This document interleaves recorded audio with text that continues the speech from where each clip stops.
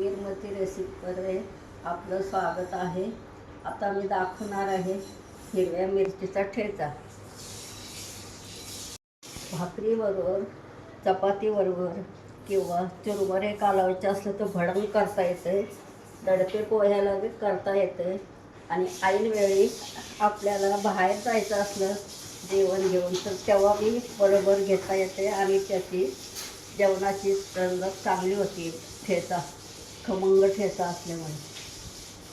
आता त्याला लागणारे साहित्य, ह्या हिरव्या मिरच्या भाजून तुकडे करून भाजून घेतलेल्या आहेत, 200 ग्रॅम आहेत। लसूण 1 गड्डी, जिरे 2 चमचे, खोबरं 1-2 चमचे, गूळ आपल्याला जसं तिखट गोड आंबट पाहिजे तसं घ्यायचं आहे, मीठ पण चवीप्रमाणे घ्यायचं आहे आणि 1 कांदा, चिंचेचा कोळ आणि तेल फोडणी देण्यासाठी भाजून घेणार आहे।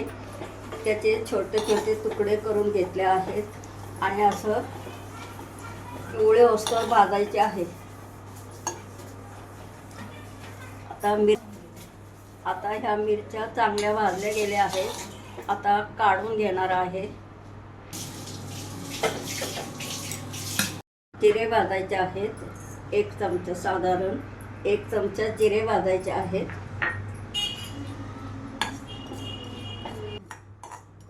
आता जिरे भाजून घेतले आहेत आणि आता प्लेटमध्ये काढून घ्यायचे आहेत। खोबरं भाजून घ्यायचं आहे।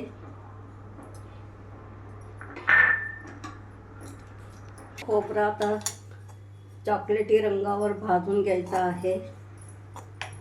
तयार आहे।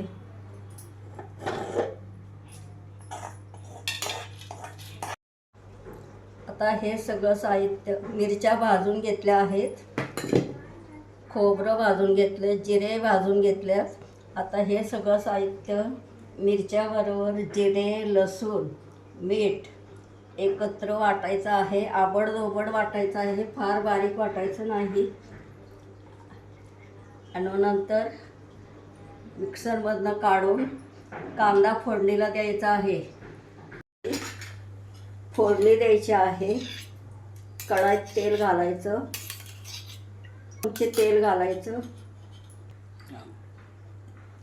चिरलेला कांदा फोडणी घालायचा,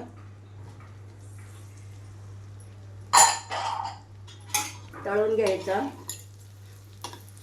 हळद घालायचं,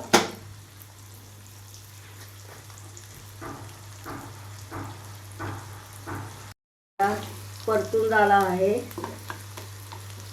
आता ह्यात हा वाटलेल्या मिरचीचा ठेचा घालायचा आहे, गोळा घालायचा आहे।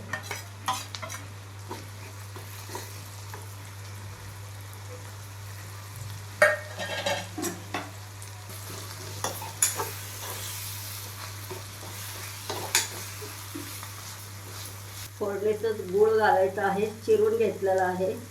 आपल्याला चवीप्रमाणे आंबट गोड किती पाहिजे तसं गूळ घालायचं, चवीप्रमाणे मीठ घालायचं। आता हा चिंचेचा कोळ घालायचा आहे फोडणीत।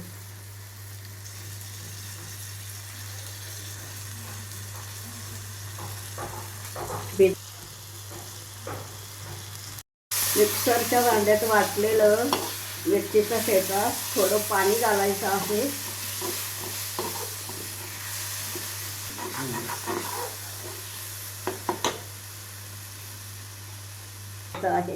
सटलेलं खोबरं घालायचं आहे।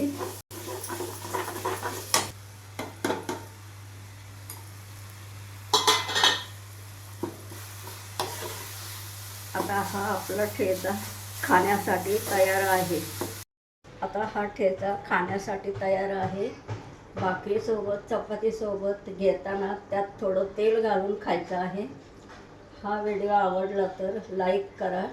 नमस्कार, धन्यवाद।